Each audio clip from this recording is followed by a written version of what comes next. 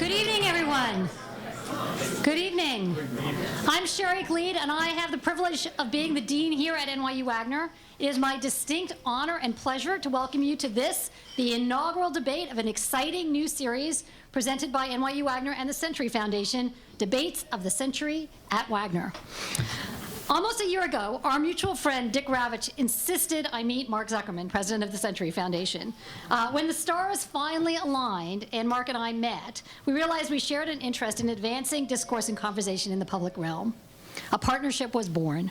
We decided to combine the resources and talents of our organizations and create a public debate series showcasing thoughtful, informed dialogue from experts on the most vital national policy issues. President Kennedy once said, "Without debate, without criticism, no administration and no country can succeed, and no republic can survive." And in this current political climate, I think we can at least all agree that these words ring true. Here at NYU Wagner, we've been educating and training the world's future public service leaders for over 75 years. Our faculty conducts research that changes the way people frame, understand, analyze, and act on issues of public importance. NYU Wagner's curriculum and extracurricular activities are geared towards training and supporting the next generation of public service leaders. And we believe conversations like today's are vital to public service education. They give members of Wagner's community and other thought leaders and practitioners a chance to hear unique perspectives on relevant and timely issues. I'm so happy that we've been able to work with our friends and colleagues at Century and look forward to collaborating together for many years to come. But before you worry about many years, mark your calendars for March 29th, when our topic will be immigration, and April 26th, when we'll be talking about national security and privacy. I especially want to thank my dear old friend, Tim Naftali, wherever he is, a wonderful new member of our faculty who has helped lead the charge for these debates on behalf of the school. Thank you so much. Tonight's discussion is of special interest to us here in the world of higher education with the resolution of public education should be free. I'm so excited to hear what Richard and Sara have to say about the topic, and thank them and Melissa for being here with us tonight. Look, I'm really pleased that you all have come. There are people in New York who want to hear a real debate about real issues, about facts, about arguments that on one of the most important issues about getting to college and how you're going to pay for it. First, I want to extend a thank you to everyone who contributed to tonight's event. Scott Sowell, Tim Naftali, Molly Anderson, Rachel Zala Grant, Hannah Atkinson, Lucy Muirhead, Alex Kiselewski, Abby Grimshaw, Simon Glenn Gregg, and our former TCF colleague, Phil Lee. Where's Phil Lee? Well, thank you, Phil, for all the work. Let's give a hand to all these folks who set this up.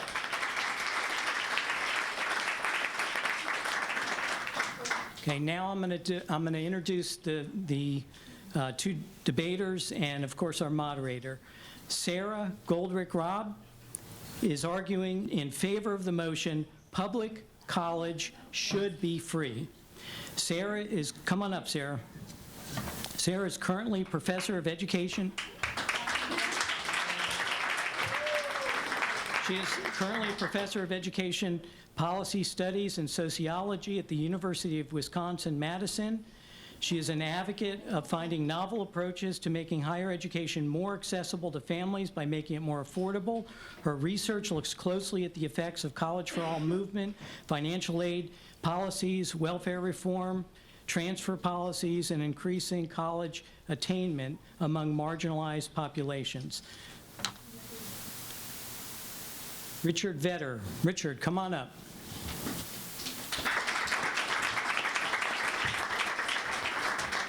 Richard will be arguing against the motion today.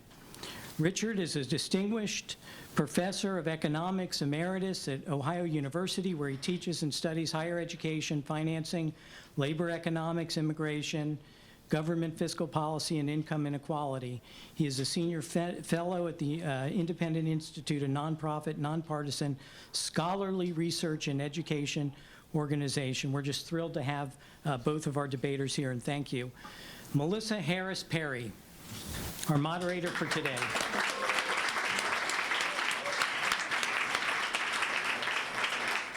Melissa is the Maya Angelou Chair of the Wake Forest University. Here she is also the Executive Director of The Pro-Humane Institute. Melissa is the founding director of the Anna Julia Cooper Center on Gender, Race, and Politics in the South. We're just thrilled to have you as a moderator today, and thank you for signing up. Appreciate it. Thank you. And of course, you left out that I'm also a trustee of the Century Foundation, which is part of what is exciting for me about being here. This is my spring break. Which is, for me, an opportunity to spend time, with students. So I want to say that I'm particularly pleased. We have a group of, so at Wake Forest, I am the executive director of the Pro Humanitate Institute. That's our public engagement institute. Part of what we do is sponsor alternative spring break events. And so we have a group of students here who are first generation college students here on their Wake alternative break. So I just wanted to wave and say hello to our students.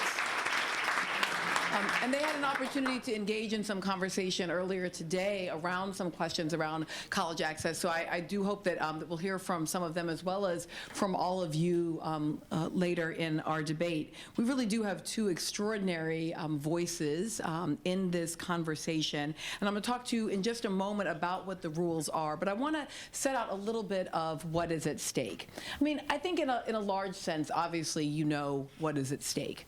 We're having this conversation in a relatively confined, although really quite lovely space here. And yet this is a conversation happening within a much larger debate about who we are as a country, about what constitutes the public, about who we will be and what our expectations are of one another.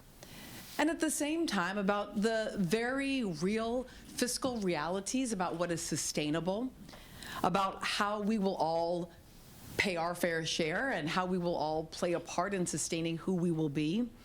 I'll say this, I am the child of two parents who were first generation themselves. My father, having grown up in the Jim Crow South, the child of a domestic worker who went on and was not only the first to go to college, the first to finish high school, and then he and his twin brother became the first to go to college, and then both earned PhDs, both earned tenure, and spent their careers as college professors. My mother, the fourth of 5 children, and my father, obviously African-American and growing up in the Jim Crow South. My mother, the fourth of 5 children, a white woman growing up in a Latter-day Saints family, growing up in the Pacific Northwest, and growing up in a household in a community that often had not sent girls to college, her own mother having not even finished high school. But she went on to Brigham Young University in the early 1960s, a very low-cost college, and both of them finishing up without significant student debt of any kind, both of them going on and earning graduate degrees, and both of them sending all 5 of their children to college. And so for me, college and college access matters a great deal. On the other hand, I do tend to tell my doctoral students public colleges are great to go to and terrible places to work. Go work yourself at a private university, which is where I have spent my whole career. So these are, yes ma'am. You can look your little self over here if you want, but I saw your Twitter feed. I know the truth. Okay, so. Be careful, it's hot over here. There's some flame throwing happening. So we're going to debate these questions because they are not easy questions, and they are not simply ideological, and they are not simply a question of you are a good or a bad person. These are actually tough questions about who we are as a people. So we're going to get started, and let me tell you a little bit about our format. Each speaker is going to have 5 minutes to provide an opening statement. That's about as formal as we're going to get tonight. Each person will have a 5-minute opening statement. I'll keep time both on my phone and at the clock in the back. Then I'm going to provide each person with a 3-minute opportunity to rebut. And then after that, we're going to get a little more open with it. So during the 5 and the 3, I'll stand in between and I'll really watch. And then I'm going to back up a little bit and allow a little bit of conversation in between. Hopefully there'll be no little hands or weird other stuff that will happen at that point. And I'll try to intervene a bit in those conversations, also give you all an opportunity to engage, give some of our students an opportunity to engage, and then as we get towards the end, I'll pause and give each of our speakers an opportunity to do a closing statement, and then you're going to vote again. When I talk about audience engagement, part of that audience engagement will also be Twitter, so if you're watching on live feed, wherever you are, you may also tweet some comments, and we'll have an opportunity to engage some of those questions as well. So, we are going to begin with an opening statement. We're going to begin with Sara on the affirmative for 5 minutes. Good evening. It's 6:45 p.m. here in New York City, and across the nation, families with young children are sitting down to dinner. They're talking about homework, they're talking about how their days were, and they're enjoying each other. There are about 30 million young people tonight having dinner with their families in that manner. And almost all of them hope that one day they'll be going to college. Those 30 million people come from low and moderate and some middle-income families, most of whom are struggling right now just to keep their heads above water. They're trying to save for their kids' education, and they're trying to keep up with their kids' dreams. They know they want college, and yet the numbers today suggest that when it comes time for those young people to apply, they're not going to be able to really afford it. That's why we're here tonight. We're not here tonight because college is for everyone, because college is the best thing in the world, because college should be mandatory. We're here because people across the country understand that in this day and age, college is hardly optional. It is incredibly hard to get and keep and hold a job today without some sort of college degree. Like it or not, that's the America that we now live in. Like it or not, that's the decision that we made, in many ways without any sort of public discussion or debate about whether this is where we wanted to end up. The high price of college, even at public institutions, is inhibiting college attainment. Research on this point is quite clear. We are losing talent on a daily basis, and we are losing and disenfranchising young people and parents of young children all over the country because the price of college is simply too high. It's higher, my colleague Nancy Kendall and I reveal in a recent Century Foundation piece, than the stated cost of college. It's far higher than that. Financial aid, which we all believe must be helping the poor because often we believe we're paying so much for it that it's got to be doing some good, it simply isn't keeping up. It buys less every year. It's an incredibly unjust situation that is also invisible to many. This aid system was built for a time when far fewer people wanted to go to college, and it simply wasn't built for a time when this many wanted to go and we had to finance that. It is very bad at assessing need. It leaves many middle-class families out, deciding that they don't need help when in fact they can't afford even a community college today. It's an entirely overly complicated system. We spend so much time talking about the FAFSA, but not much time talking about how the financial aid system contains roadblocks and loopholes and tricks in it that cause even the poorest among us to lose their financial aid midstream as they pursue degrees. It's divisive, causing Americans to turn to one another and say, how come you get much more financial aid than I do?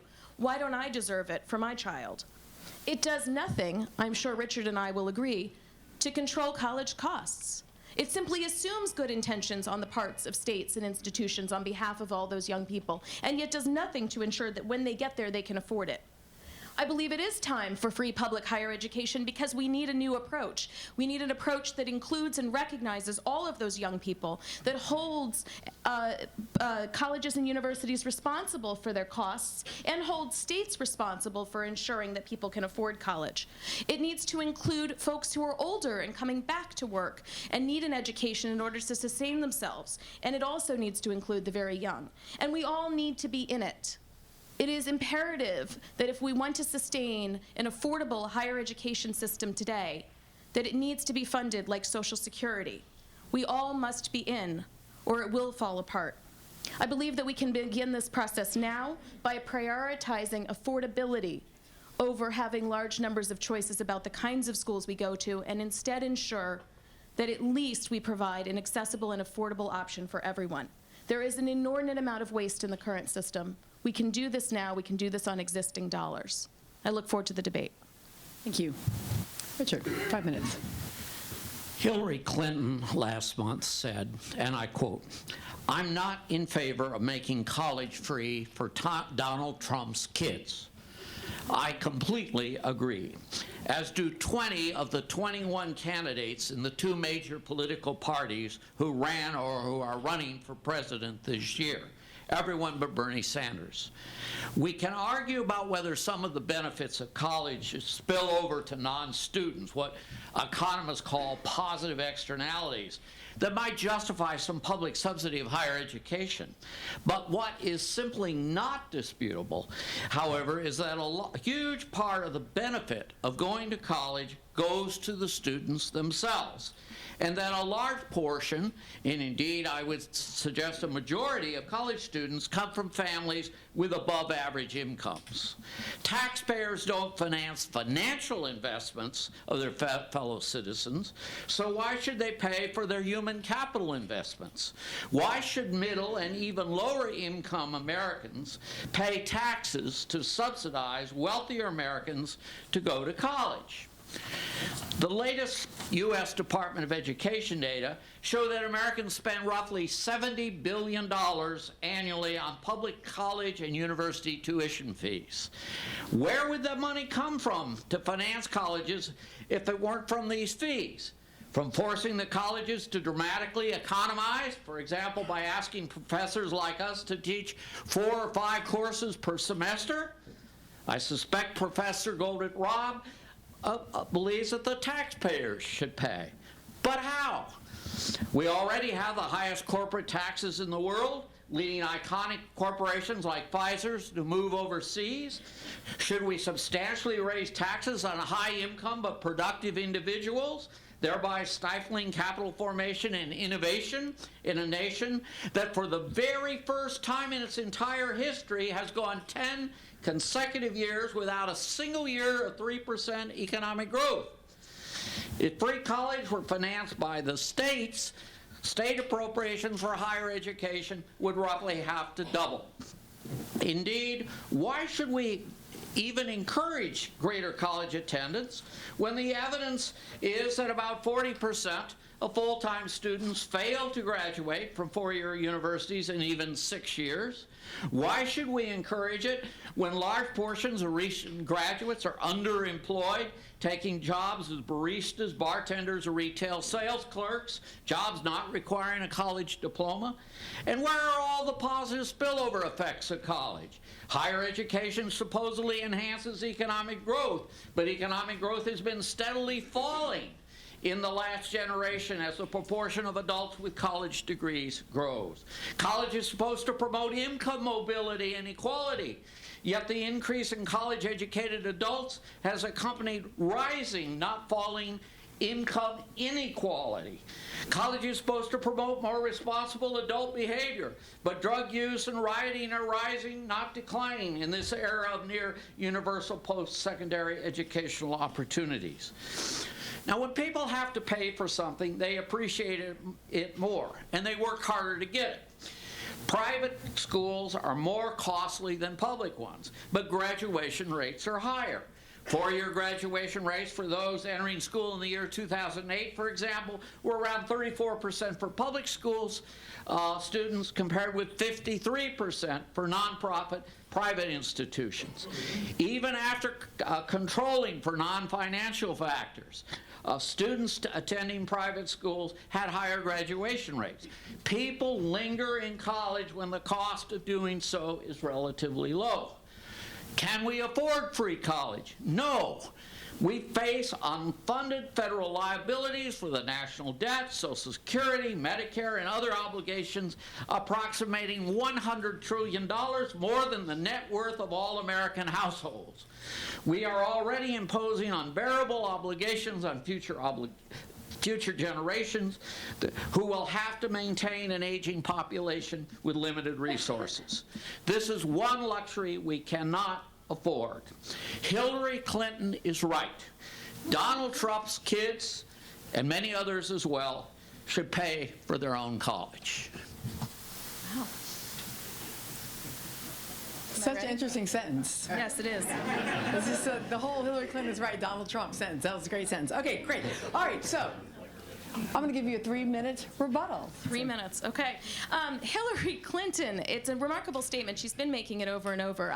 It's absolutely an absurd statement. Donald Trump's children didn't go to public institutions, nor would anyone of Donald Trump's level of wealth ever attend a public institution, let alone will they attend those schools when they are flooded with people from regular America. Let's be honest. Is college worth it? I've heard this nonsense, frankly, about college not being worth it. Let's just go over the unemployment rate of people who didn't attend college. It's currently 5.4% if you finished a high school degree. If you got an associate's degree, it's 3.8%. If you got a bachelor's degree, it's 2.6%. Let's talk about the African American unemployment rate. Folks who are being priced out of college left and right by the decimation of wealth under the Great Recession. It's 9.7% if you only have a high school degree. It's 4% if you have a bachelor's degree.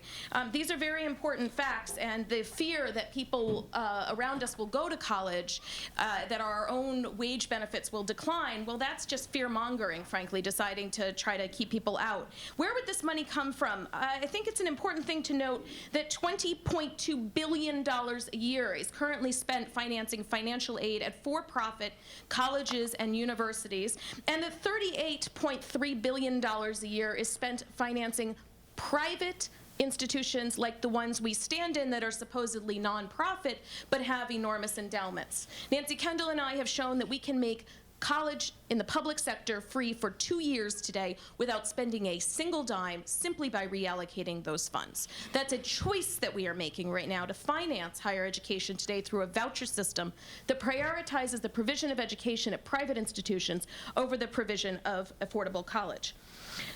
There are plenty of places the money can come from. The idea that people linger in college when the cost is lower, I have actually disputed with my own work using a randomized controlled trial in which we randomly assigned low-income students to receive more financial aid and found that they finished college faster and had higher degree completion rates over 4 years among students in the public sector. The contention that people need to be pushed to work harder and that price should be used to do so, the idea that skin in the game is the way to make this happen, is frankly a racist and classist argument that cannot find a single basis in literature.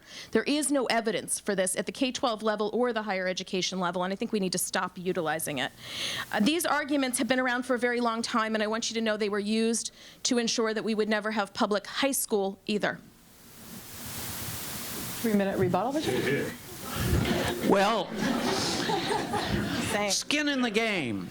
It's racist and classist to talk about skin in the game. I would argue America is all about skin in the game. The way America became a great nation, an exceptional nation, was we had skin in the game.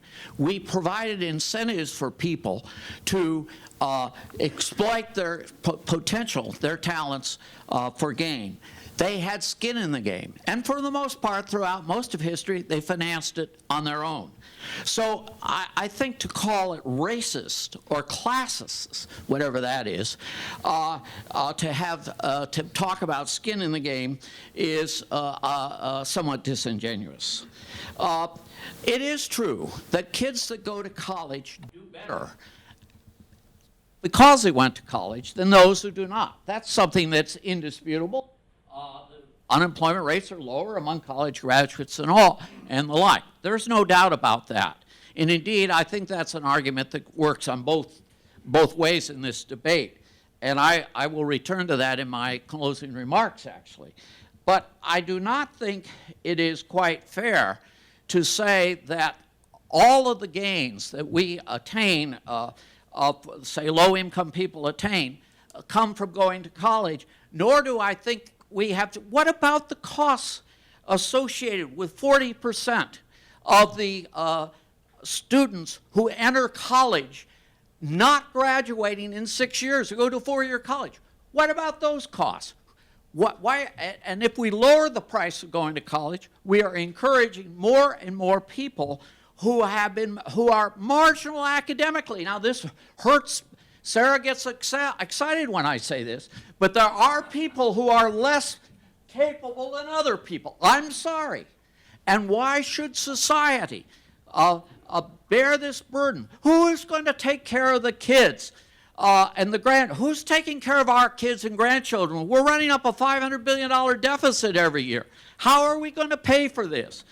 How are we going to pay for this? Sara said, oh, well, we could do this and that, but she didn't really answer the question. We're going to have to raise taxes. We're going to have to cut expenditures somewhere else, and there are opportunity costs. So I think that is where I'll stand there. I could say more, but we're out of time. Okay, so I'm going to ask some questions of each of the debaters, and also allow you, if you want, to respond to other things that have come up. So, Sara, let me ask this question that was raised in Richard's comments about what we might call the aggregate data. So the fact that you simultaneously have more people going to college at the same time that you have actually a reduction of class mobility, and you have an increase in what we have seen in the Occupy movement understood as a 99.1% problem. So how do you explain or understand these data points moving together at the same time? It's a difficult thing to explain, but what I would say is that the number of people that are going to college today has increased partly through the effective role of government in encouraging people to go to college by making college more affordable than it otherwise would have been. That's a movement that was begun in the mid-1960s. But the pulling apart that we're seeing is because of the erosion of what was essentially a compact between government and the people at that time that has since then, frankly, fallen apart. And as we have come to lean more and more heavily on states for higher education and on institutions, what we have seen is the same thing that we see when we do block grants for social policy, which is that they are used in highly inequitable ways. So in other words, when we pass the buck from the federal government on to states, they don't spend them on people in the same ways, and the underspending on higher education is affecting different people differently. So we have the poor essentially segregated in institutions that we like to tell ourselves are affordable. We all tell ourselves that community college today is free. We tell ourselves that we spend tax dollars to achieve that. It's a lie. It simply isn't free. In the state of California and in the state of Texas, it's largely free, but there are many of us who live in the other 48 states in the District of Columbia where it's not. The average cost of attending community college for a single year today for a Pell Grant recipient is over $8,000 a year. And that is precisely the place where the most of the poor do attend college. So I think that the combination of the inattention and, frankly, the blindness and our willingness to believe that our financial aid system is achieving what we need it to has contributed to the pulling apart that we now see. Richard, you set up a standard here suggesting, well, if we were to make college more affordable or free, it would mean a kind of end game for faculty who would suddenly have to teach a lot of classes and get paid less money. But what we know in public colleges is that over and over again, the highest paid individual, in fact, in whole states, right, not just in the college system, but over and over again, is either the football or basketball coach, actually not the faculty members. And so maybe, in fact, the system most endangered by free public college would be the NCAA.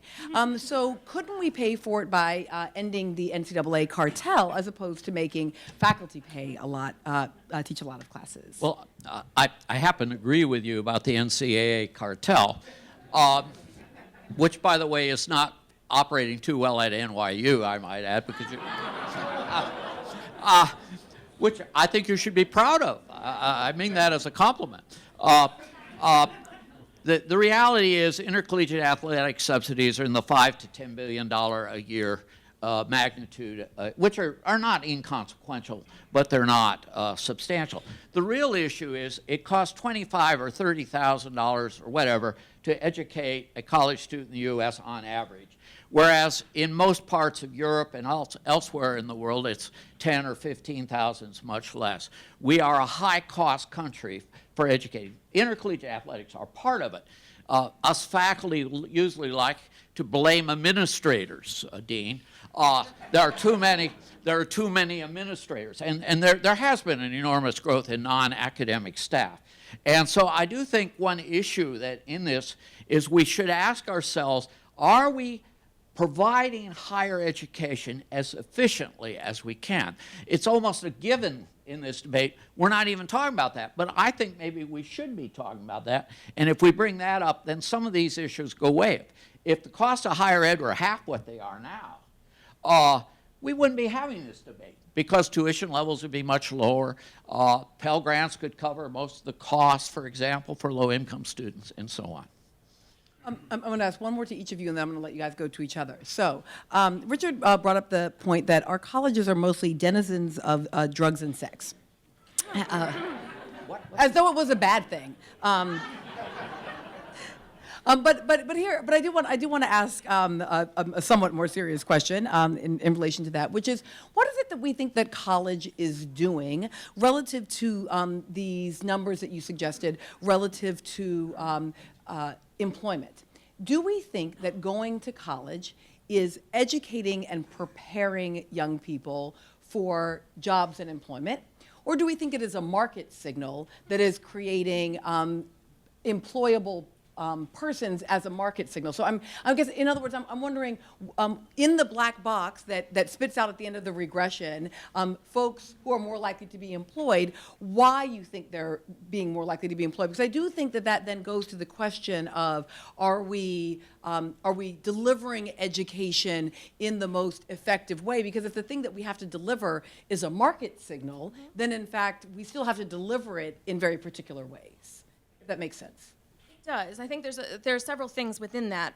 The first thing is, what is college actually doing? It's doing all of the things that you just described. It's acting as a signal. It's creating training. It is also an opportunity to do what Mitchell Stevens has called the glorified summer camp, right? It can also be a socializing experiment. It can be all kinds of things.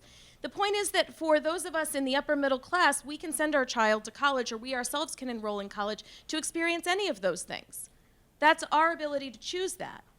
But for other people's children, we want to know, what exactly is it going to achieve? We ask those kinds of questions, and I think they're the wrong kinds of questions. I think the right kind of question to ask is, what will be at risk if we don't allow other people's children to go to college? And for that, I want you to think about the fire department. Think about your house right now. Think about what your house is doing right now. It's sitting there nice and quietly. And think about what you would do if your neighbor next door to your house had a fire this evening. And they thought about calling the fire department, but they don't have enough money to pay for it. And it costs money. Because, of course, why should we take care of each other? They might as well just charge for the fires. What would happen to your house tonight? Your house would burn down. We know something about how fires spread, and we know about the contagions of these sorts of things, and it's why we pay together for the fire department to be free, because we wouldn't want our neighbors to hesitate for one moment about calling the fire department. I think anybody in who is a parent, especially a college-educated parent, knows that they want for their children to play with other children of college-educated people. And there are reasons. College changes you. Education brings all kinds of benefits. You are healthier, wealthier, and live longer. You behave in different ways. It transforms lives. This has been documented through all kinds of evidence, and it's why our natural instinct is to gravitate towards other people whose children were raised in educated households. We can't afford not to do this. The fact that we feel that we need to parse it out so as to determine who exactly should pay for it is a narrowing of our understanding of education and its purposes that we don't ask when our own children want to go to school. Let me build on Sarah's argument then. Just to level this question, which, so I wasn't quite expecting that response, but anyway, so here we go. Threw you off. Yes, right? Well, no, it's okay, it's fine. So the question that I was going to ask to you, but it just turns out that it ends up building on this question is, so then how should we think about admission into college? Because I do think this is part of it. In other words, should we think about admission into college as a reward for 18 years of good behavior prior? We don't, for example, think, well, actually, y'all are in New York, so you do somehow think of kindergarten as a reward for 4 years of good behavior prior, which is weird. But in the rest of the world, people just get to go to kindergarten. But whatever. Y'all have like entrance exams and shit. It's strange. But in the rest of the world, you just turn 5 and you get to go to kindergarten. Because we presume that a 5-year-old is just the product, not of any particular good or poor decision making, but of their world. And so we think that we should educate 5-year-olds. Generally, except maybe not anymore.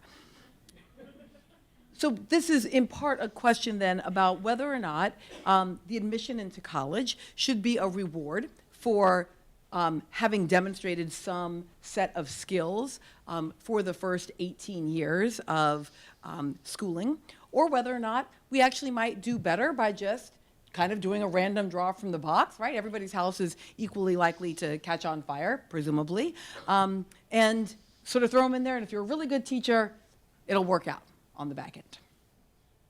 Well, you know, this debate, like all debates of this kind, because we have a limited amount of times, we tend to generalize and we tend to overgeneralize. People are different. Some people, college is an exciting experience, an important experience, a transformative experience, an income-creating experience.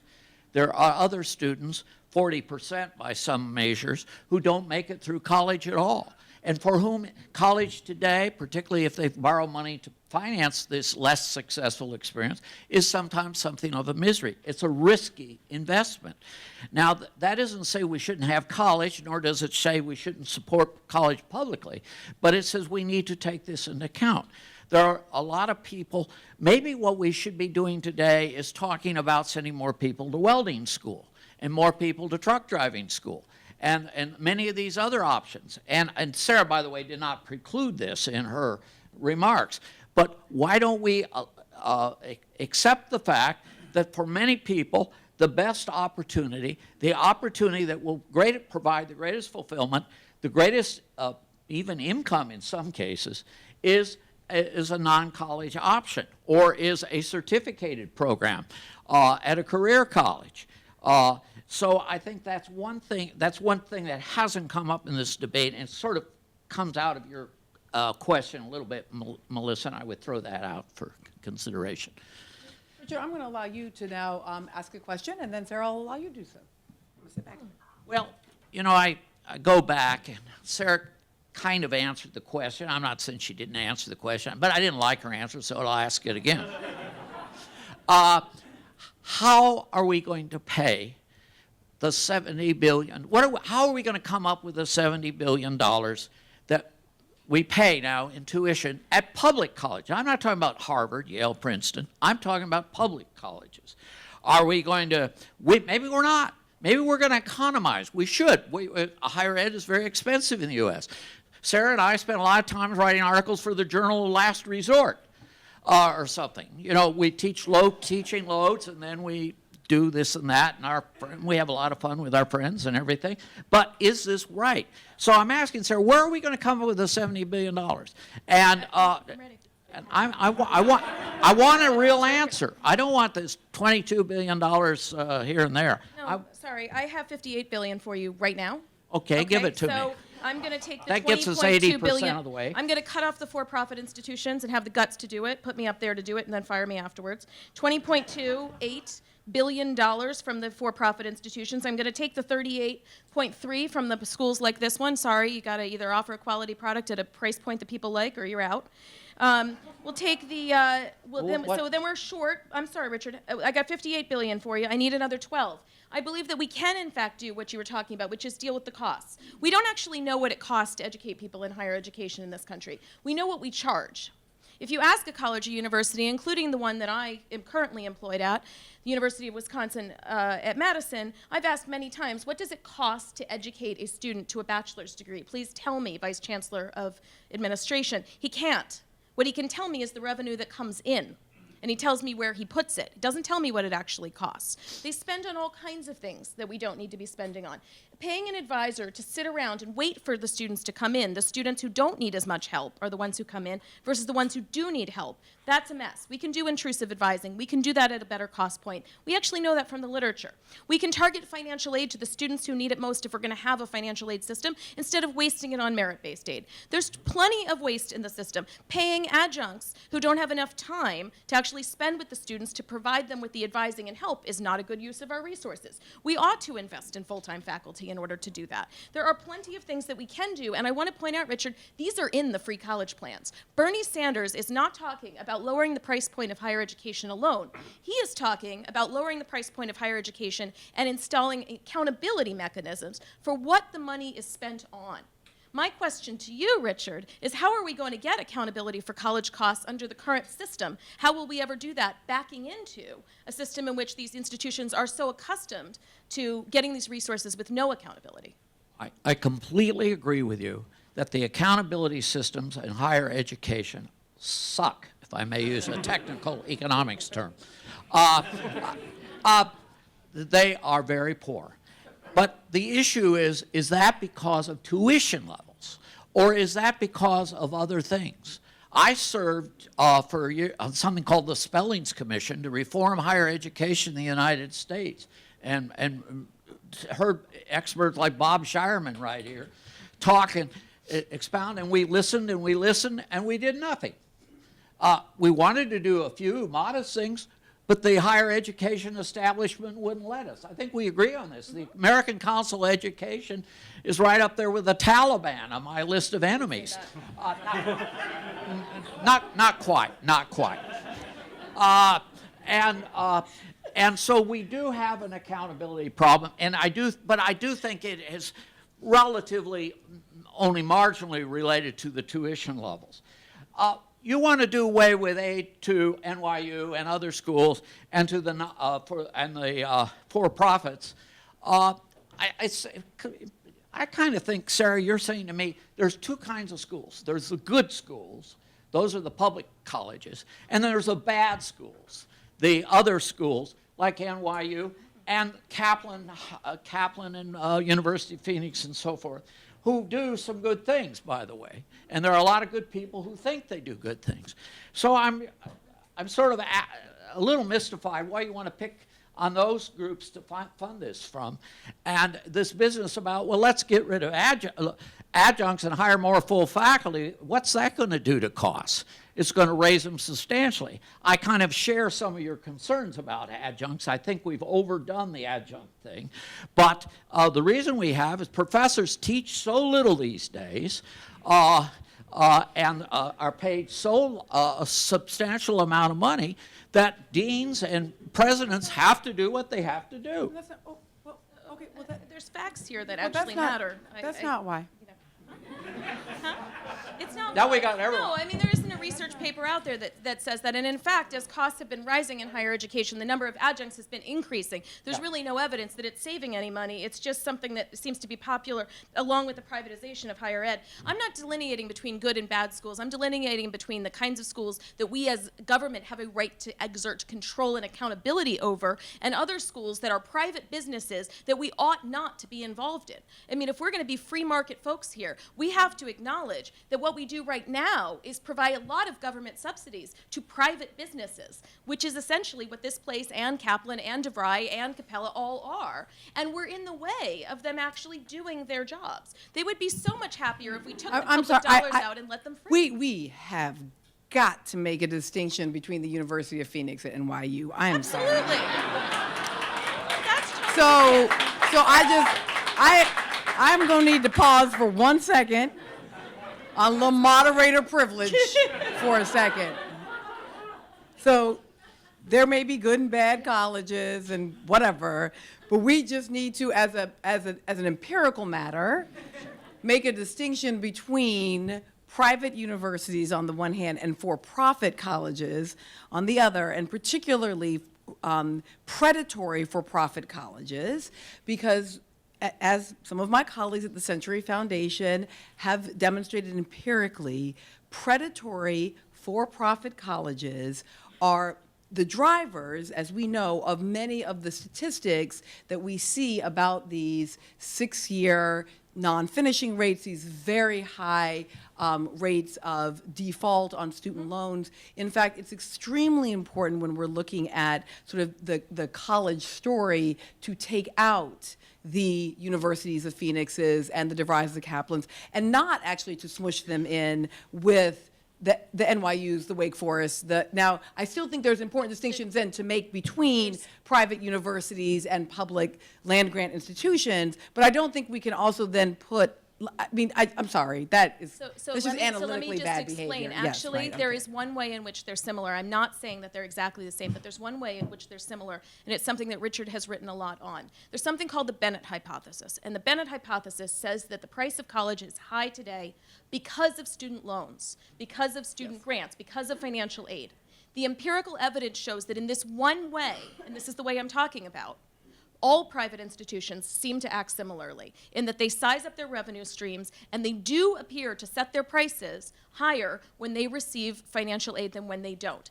That is a business issue. I'm not saying that one is predatory and one is not, but I do think it's fascinating that the American public wants to set these things apart so different, right? When in fact, in this one regard, in other words, the pulling back of financial aid to all private institutions might have a very good effect to watch the prices come down. And I can tell you from sitting at a public flagship that one of the reasons Madison wants to charge more money is because of its peers in the private sector that charge so much. And the American public has fallen for the ruse that the higher the price, the better it must be. So that's the one way. Sure. But I'm not naive to the fact, of course, that one is deliberately predatory and one may be in some ways, but not intentionally. Well, no. I mean, I think it is important that at one of them, at the end of it, you have a college degree, and the other one you don't. I mean, that ends up being meaningfully different. There's a huge selection difference there, though. I just have to say it. Who attends the schools? My goodness. By the I would way- love to have NYU take the students that Phoenix has. I just have to, I mean, truly. They're just not the same, but there's just an empirical point here. Without- And I know you're saying that too, Melissa. Yeah, Having fun with we're it. actually largely in agreement on the Yeah. Bennett hypothesis stuff. I'm not sure, there's some, we could quibble about the for-profits versus non-for-profits, but as a general proposition, here's an interesting little factoid, though, that from 1940 to about 1975, tuition fees went up 1% a year after adjusting for inflation. They were going up for a lot of reasons, but they were going up, but modestly. And since about 1980 or so, they've been going up 2-3% a year. And there's a lot of reasons, but one of them is the gaming of federal financial aid. And if the rate had gone up in recent times, like it had before 1980, tuition fees, the fees would be about half what they are now. And if fees were half of what they are now, I don't think we would be having this debate. I mean, there would still be some issues.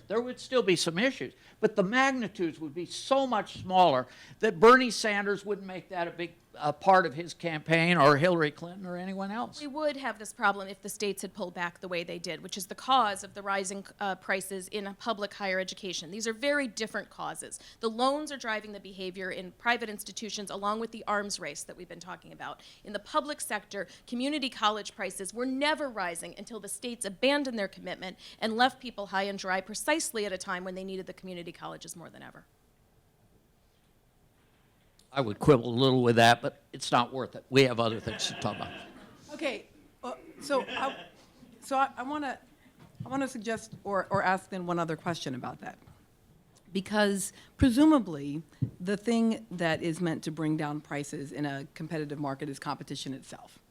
And part of what makes the U.S. higher education system unique, quirky, and potentially among the best in the world is its competition. One might argue that part of what happens around higher pricing, in addition to this gaming, also has to do with a set of incentives that emerge at the same time external to the the pure economic or pure financial market. That is the U.S. News and World Report ranking. So you make an argument about Americans falling for a higher price is more valuable. But the other thing that happens is there's a magazine that says this school is better than this school. And if you look at the formulas that determine those rankings, a lot of them have to do with client services.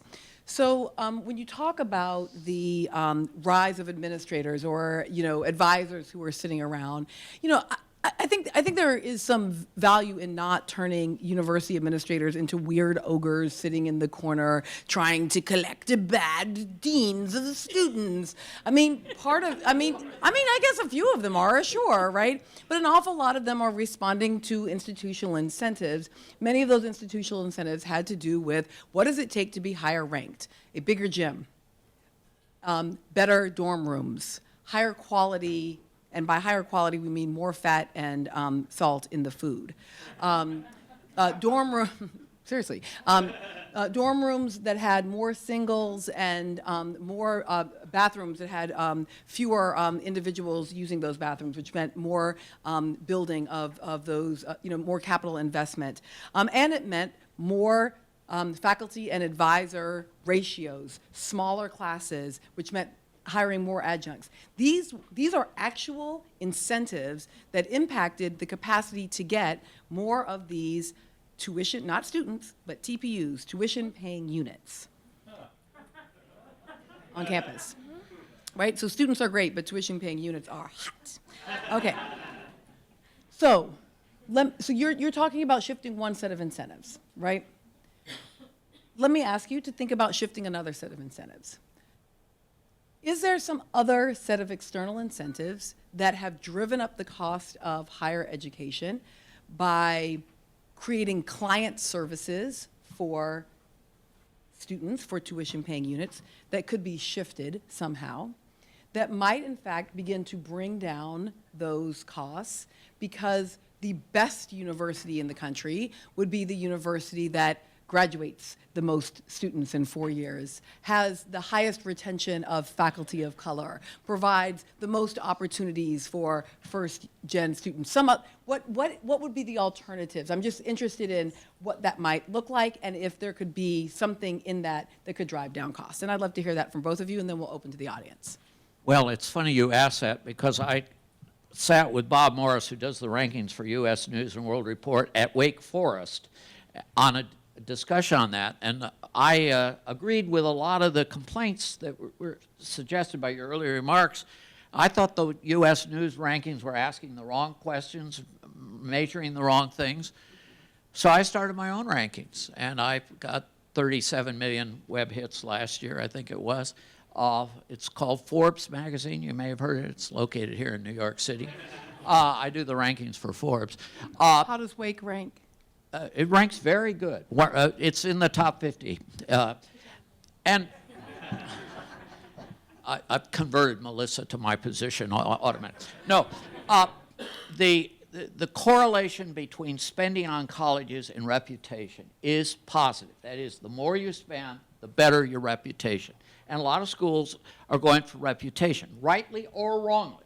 And reputation, how do you measure reputation? Use U.S. News rankings, use our rankings, use several other things. There is some correlation. And it's probably too high. It's probably too much. And I think the scorecard, the U.S. Department of Education scorecard, is a step in the right direction. A big problem in higher ed is an information problem. Students are clueless as to what the best schools are. They know what car to buy because of Consumer Report, J.D. Powers. They know about all kinds of things, but they don't know what's the best college for them. And of course, it varies from college to college.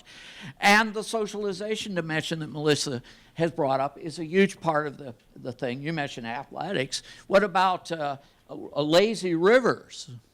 8.85 million at Texas Tech. What about valet service at High Point University? Okay. They now. All right, my turn. Okay. 75% of Americans do not go to college in places like those you're describing. Most Americans do not make college choices for which they need a U.S. News and World Report ranking. They need to talk to their families about what their families are going to need from them during college to help decide how far away from home they can live. Okay? Any other perception in your mind about choosing the dorm that has the best singles or doubles or whatever kind of bed you want, or lazy river, is entirely outdated. What percent of American undergraduates live in a residence hall? 13. Okay? We have to stop making policy for these people and start making policy for the vast majority of Americans who have very few choices near them, usually a single public institution. My colleague Nick Hillman put out a wonderful report recently on the geography of opportunity for higher education. You do not rank community colleges. What are you going to do if you decide that it's low ranking? Are you going to close it? It's the only school there is near them, and if you close it, you're just opening the door for private business. And they will swoop in with their online endeavors. These are not the relevant things. Competition is not the right way to drive improvement in education. It is what we have done for 50 years and even longer, but it's not leading things in a good direction. I like what Michael Crow is doing at Arizona State University. He might be surprised to hear me say that. He's collaborating with his neighbors. He talks the game about being the best, about reinventing the public university, but what he's really doing is collaborating with Maricopa Community College so that they can join hands together and help the student. It's not about rising in the rankings. It's about doing the right thing by the people that we're educating. If we continue to rank people, rank schools based on inputs or outputs, we're going to get gaming.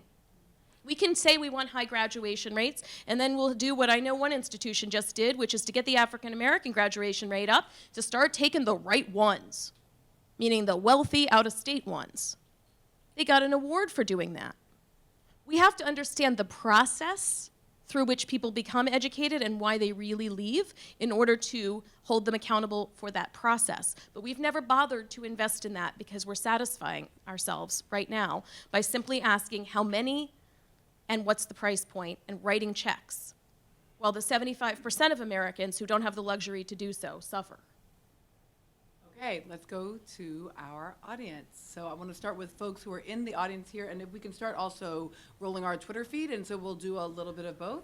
I usually have a rule about not going to boys first. Is there a girl in the room who wants it? Yes, there we go. And then I'll come back to you, sir, I promise. It's just we got to disrupt the gender norms. Yes.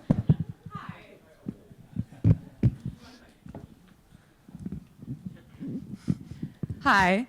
I want to go back to something that you talked about earlier with selection, that richer individuals will concentrate wealth at private universities. Whoa. Sorry about that. That wealth will concentrate at private universities when public education is free. How would you address that growth in income inequality that would be caused by that? Yeah, well, I mean, the first thing I gotta say is it's harder to get worse than it is right now. It's insane. I apologize, I don't have the numbers in front of me and I don't want to guess at them. But the level of income inequality among our institutions is extraordinary, and Rick Kallenberg of the Century Foundation has written eloquently on that. So that's the first thing. I mean, I think, frankly, we're going to see a lot of what we see in K-12 education if we're not very careful, right? On the other hand, the good news about that is that the wealthy pay twice. They pay once to provide a decent option for the public schools, and they pay a second time to send their own kids elsewhere. I totally reject the assertion, by the way, that our public K-12 system is failing, is awful. That's a political assertion. It doesn't have much basis in reality. It is highly inequitable. That's certainly true, and there's a ton of racism in that system. But that's not a reason to say that, our public K-12 system is not worth emulating. It actually, I believe, is. So I think that we would see problems. I do think that, one way to level that playing field, though, is to ensure that they don't get access to federal dollars to continue to pad their budgets with. Yes, now you may speak. Yes, sir. Come on, let's do it. Hi, my name is Adam. My question is, do you have any studies on what the economic impact might be of if you provide free tuition and there's going to be an increase in students graduating with college degrees? What's the economic impact, the broader economic impact? So does by providing this education to many more people, and not just anybody who can just walk in the door, but people who are academically qualified to go to whatever particular institution, does that improve everybody's outcome by improving our overall GDP? We have some evidence on that. It's somewhat limited, but for example, there are promise programs around the nation that Martha Cantor is here and has been working with, and some of the evidence in places like Kalamazoo, Michigan, is that yes, in fact, these efforts are paying off and they're paying dividends. I think one important point in all of that is this question about who goes under such programs, right? And Richard asserted earlier that it's a more marginal student. I don't agree with that assertion at all. In fact, the study from Jeff Denning out in Texas indicates that the people who go under free college were absolutely college ready. They were just credit constrained. They just couldn't afford to go. And I don't think it's right to assume that people who can't afford something are less intelligent or less academically qualified. But of course, the best evidence that we have on the importance of doing this comes from folks like my grandfather, who's sitting here in the front row, who is the product of the GI Bill. Okay. The GI Bill conservative estimates indicate produced a return on investment of $6 for every dollar spent.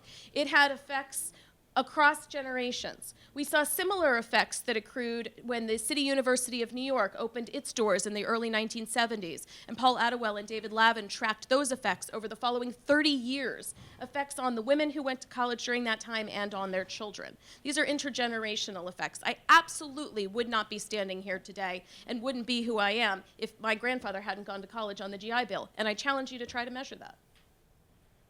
The evidence with respect to the relationship between free college and, say, economic growth is difficult to analyze because we don't have free college now.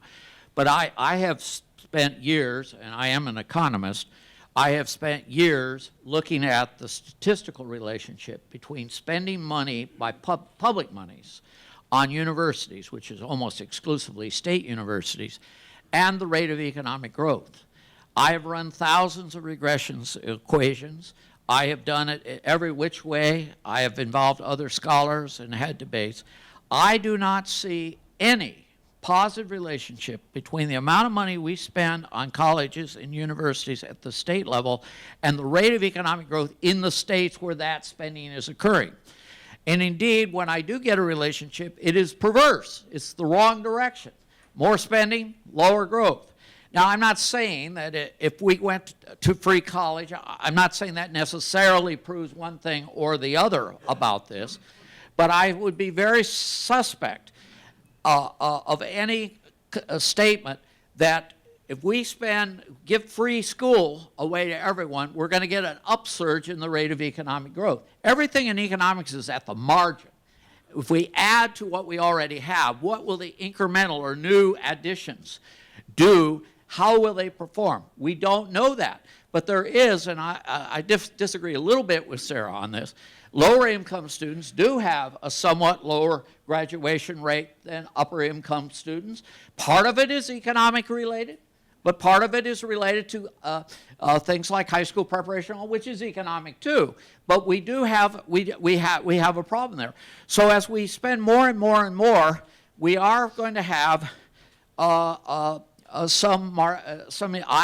very dubious we would have greater rates of economic growth. And I still go back to, Sara never has answered, what about the kids who are above average in income, which is over half the kids that go to college? Why the hell are you going to give them free college? Why not make them pay? Answer that. You want to know why we're going to do that? Because otherwise, we're not going to get the money for those who need it. It's a very straightforward thing. Today, we're out there watching senators, congresspeople denigrating Pell Grant recipients, calling them lazy, academically adrift welfare recipients without a shred of evidence. We're pulling back on that program at a time when it's needed more than ever, and it's precisely because the wealthy people feel like they don't get anything from it. We do it as a political exercise, and that justifies it. In the back.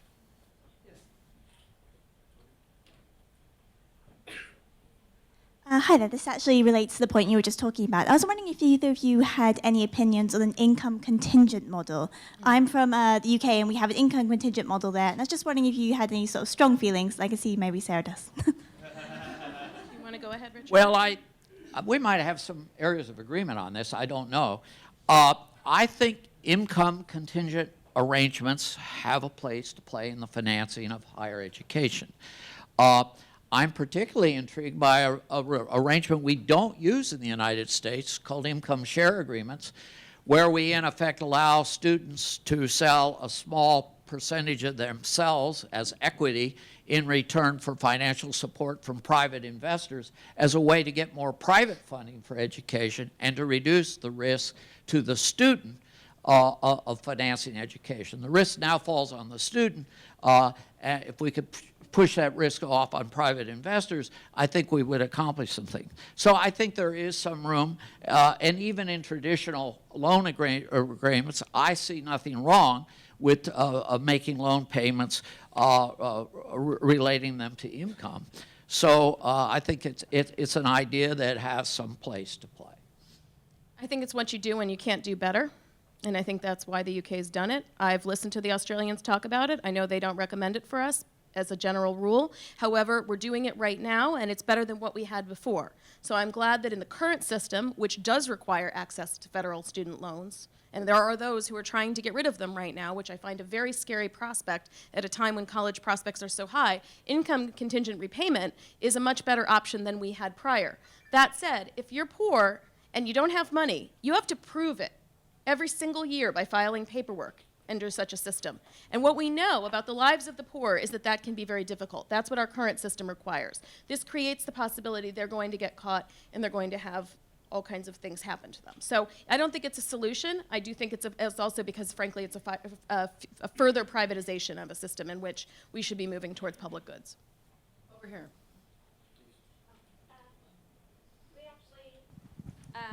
We have a Twitter question. Yeah, we have 2 questions from Twitter. So first question, would free public college put a limit on student numbers?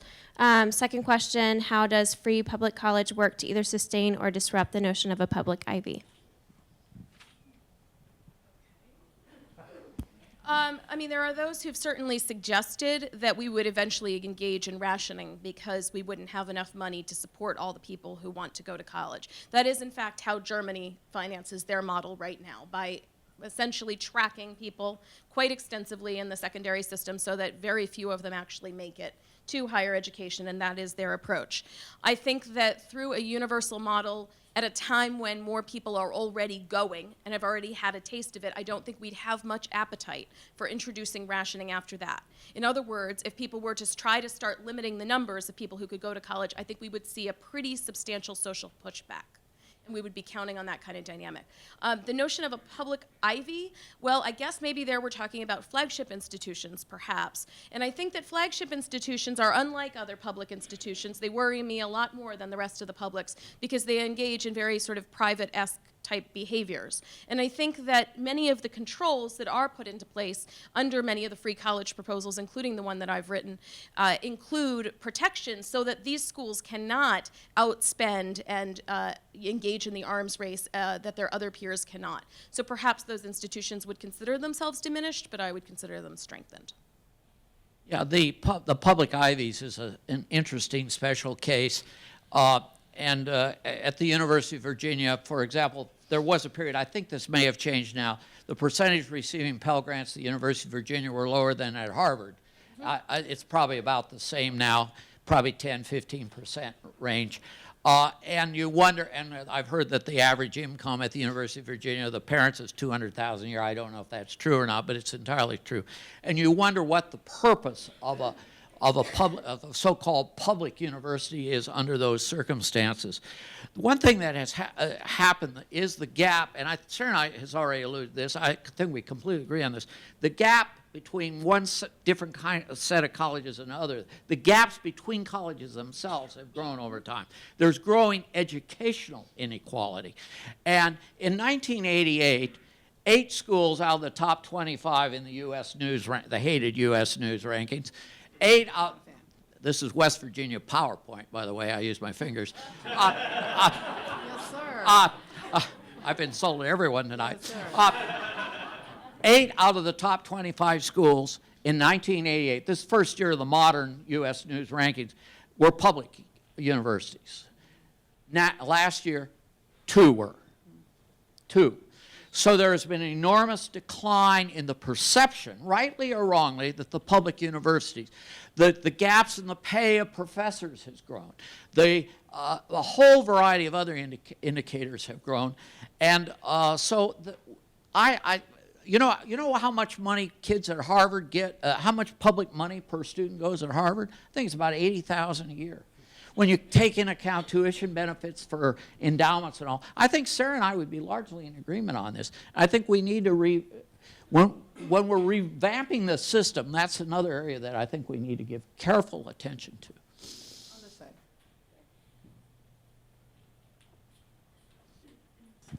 Hi, I just want to know, in the time where we're encouraging more diverse students to go into universities and get higher educations, how do you think free public education will further increase the social class gap by possibly encouraging lower income students to go to public colleges for free versus the wealthier to go to private universities? So I get that question a lot, and in many ways I think that it reflects a set of assumptions about the ability of public colleges and universities to educate students as well as those private institutions. And I think one thing to remember is that under this model, the public colleges and universities will have more resources than they have now.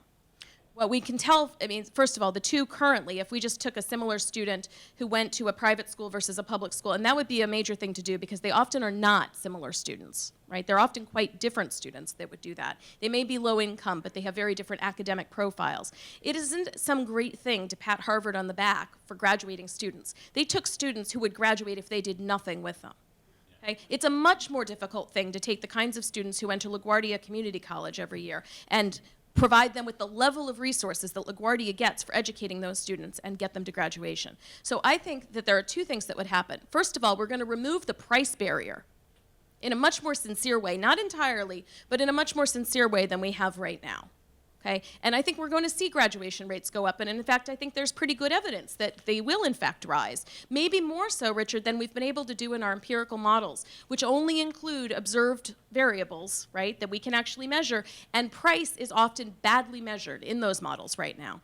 The second thing, though, is that the institutions will have more resources. And so I think that we will see at least a smaller disparity, right, based on where you go and where you don't for those students. But I also think we shouldn't kid ourselves about what's happening right now. It isn't as if, even with this big push by the New York Times for the private schools to enroll low-income students, that they're really opening their doors. They're just patting themselves on the back very loudly every time that they do. I'm puzzled with one thing you said. Some of what you said bordered on common sense to me. I thought it sounded pretty good, Sarah.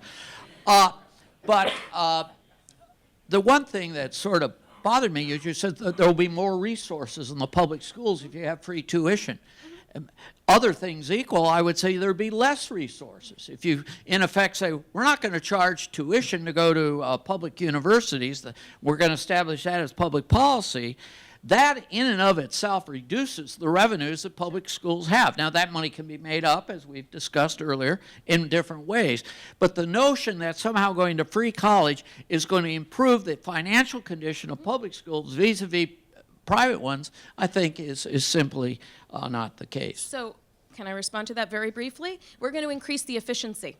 When students are graduating at higher rates, which they will be when they're not having to work such long hours because they're trying to pay for school, they will be more efficient, and the schools will recoup those dollars. That's number one. Number two, you read any free college plan out there, it is never just about lowering the price. It's been reduced to that in public discussion, which is unfortunate, but it's always about resources, it's always about accountability, and it's always about state investment. And under those conditions, we would see more resources. I'm going to give two last, so gentlemen in the front row, and then my first-gen student back here are going to be our two final. You, sir, are an economist. I'm in the field of psychology and psychoanalysis, study groups, and worked in the Bronx for over 30 years. We're wasting human resources. I am an alumnus of this college, this university, 1950, class of 1950. Got here on the GI Bill. Never thought I would ever go to college. 40% of those who received the GI Bill never thought they would go to college, and they never would. And they paid back $6.90 on every dollar that they received. But that's economics. I'm really concerned about what's going on in our country, that too many of our young people are dropping out, are frustrated, or angry. I got the GI Bill. We can talk finances. Oh, that's great. But I left this university with a feeling of gratefulness towards my nation, of gratefulness. I was proud. I wasn't angry. I'm meeting too many kids now who are feeling betrayed, who are angry, who our nation is not helping them, and I would put everything possible into these kids because our future depends upon them. And our nation is splitting and fragmenting right before our eyes. We can have a demagogue as our leader. It's happened in Germany. It can happen here. So I think, this issue extends way beyond what we're talking about. This is a very financial, is a very narrow view. We have to take the broad view of how to preserve this country and our great experiment that we're trying. you, sir. Then I'll give you a final question back here.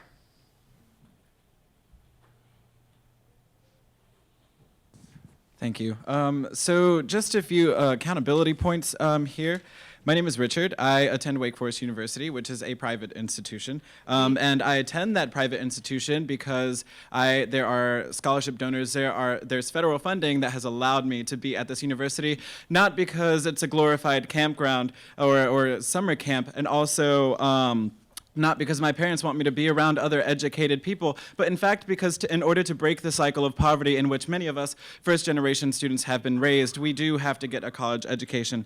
And also, I'm a recipient of Pell Grants, and in fact, I'm making good use of that. But my question is, and using resources that you all have pointed out, namely the Century Foundation, there is an intersection between this word poverty that you all keep throwing around, and yes, class and classism, but as well as race and issues of diversity and integration, because inclusion, integration, etc.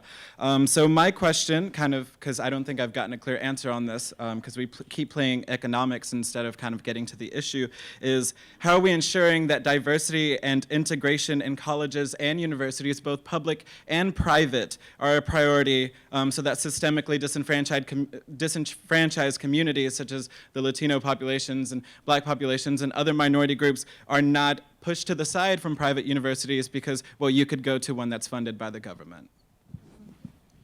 So I have to say that's already happening right now, and it's happening in droves. And it's wonderful that there are some private donors out there that are making some scholarships available at some schools, but the vast majority of Latino students in this country and the vast majority of African American students are educated in the public sector. We don't have to pay for free college by taking the money away from private higher education. I was asked to explain one way that we could do it that didn't use additional dollars.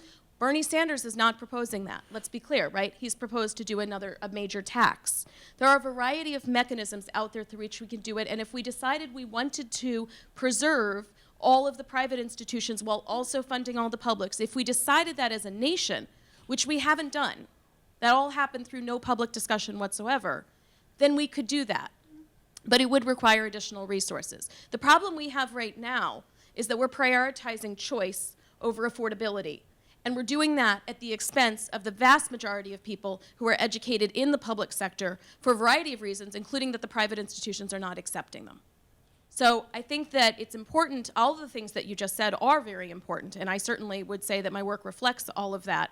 But the intersection of race and class today really means the segregation of students of color, of low-income people in under-resourced public institutions, and while we look the other way. Yeah, I agree with a lot of that. I think the question related to private schools, and we're here to debate public free education tonight, so I'm going to just simply pass on that other than to say that Sara made some sense.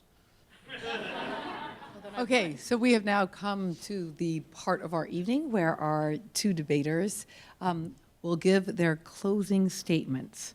Richard, I'm going to allow you to go first in a 3-minute closing statement. Thank you. According to the Census Bureau, in 2014, the median income of adult males 25 years of age or older in the United States was $28,000, or about 90% higher than those with just a high school diploma. For females, the differential was 21,000, 100%. So there's huge gains to going to college. The freshman survey of UCLA's Higher Education Research Institute reveals that the overwhelmingly top motive for going to college among freshmen is to get a high-paying job. Students go to college to make money, rightly or wrongly. So why shouldn't they pay for the opportunity to get these earning gains? Some, of course, would argue that tuition fees provide obstacles for college access for the poor. Perhaps, but about 50% of undergraduate students today do receive Pell Grants based on income. Grants that typically cover a third or so of the cost of in-state tuition at a public school. And since many low-income students also receive scholarships or participate in federal work study programs, they rarely lack the resources to pay tuition fees. and can cover the remainder of tuition fees, often with a modest amount of borrowing. The big gainers from a free education at public universities are students from above average income families.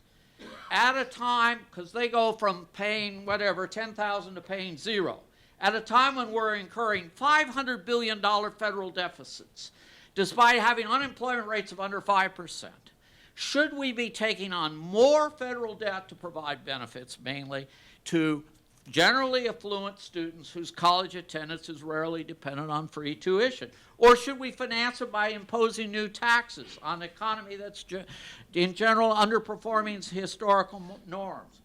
I think it is the height of folly, as do virtually all the over 20 candidates running for president this year, Republican or Democrat.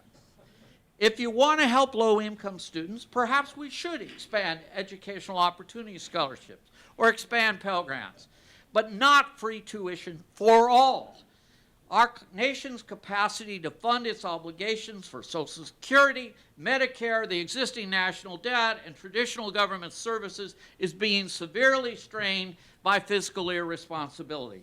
Don't worsen an already serious problem by creating an expensive new entitlement of dubious value to the American people. Thank you. Sara, 3 minutes.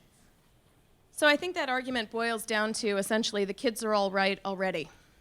And the kids are not all right. And by the way, they're not all kids. 1 in 4 college students today is the parent of a young child. 13% of undergraduates today is a single parent. People are trying to do something in higher education, and it isn't entirely about making money. The system today doesn't even leave a middle-class family in a good spot. I want to give you just a few numbers that have not been mentioned. For a middle-class family, paying for a child to go to a public four-year institution is to ask them to shell out or borrow the equivalent of 25% of their income every year. Is that a high number? Well, consider that middle-class families scream loudly when childcare costs rise above 7%, and for good reason. It's a big chunk of change. It might surprise you to know that 90% of Pell Grant recipients today, a program that was supposed to protect students from debt so that they would invest in their education, 90% of those who graduate today have debt. We might think that work-study, as Richard suggested, will be the savior. Well, it might surprise you to know that only 10% of Pell Grant recipients, 10% of Pell Grant recipients in the public sector have a work-study position. These are dramatically underfunded programs. Every single year we fight to increase the Pell Grant, and every single year its purchasing power falls. How long will we let this go on? What we've created today is an enormous system of great and total risk. It is so risky to go to college today to even try, because you might end up in debt and no degree. No, making college free will not solve inequality, but that's not the reason to do it. The reason to do it is to bring justice to the current system. This is an incredibly unjust system that penalizes people for investing in their own education.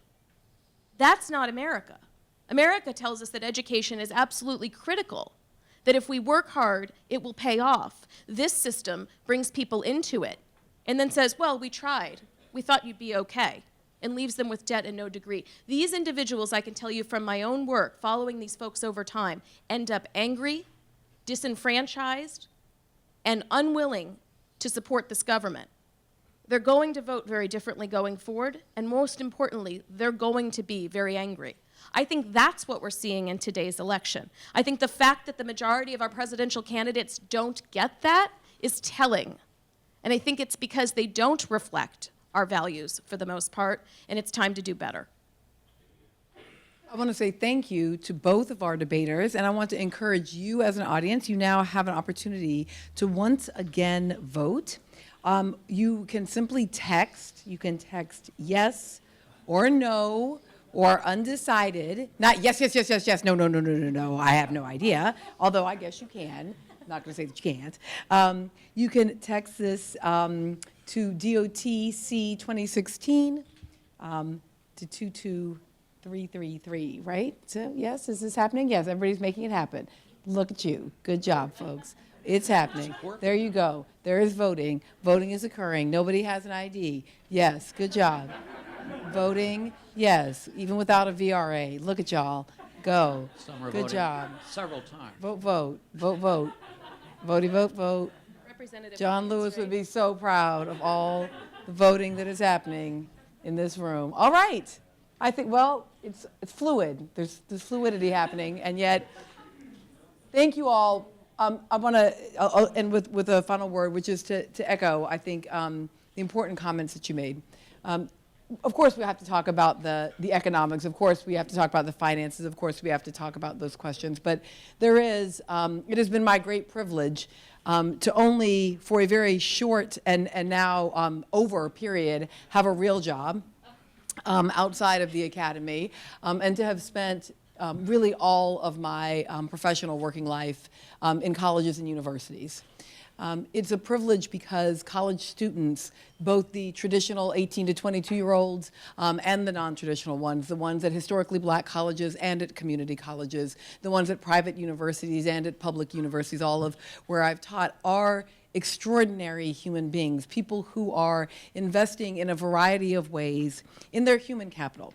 They're asking questions, they're curious, they're certainly to earn more and to make more, but they're also doing things like asking about parts of the world where they've never been and times where they were not alive, and about possibilities that will extend beyond their own lives and their children's lives. And they're curious and they're wonderful, and it has been, and I hope for a very long time will be, a privilege to teach at an American college and university. I think that asking the questions about what we are doing there, how to make it possible for more young people and older people and black people and brown people and queer people and straight people to find themselves in those spaces together is, in fact, a deep and important and powerful and critical question for our nation. So thank you for being part of starting to have that discussion tonight.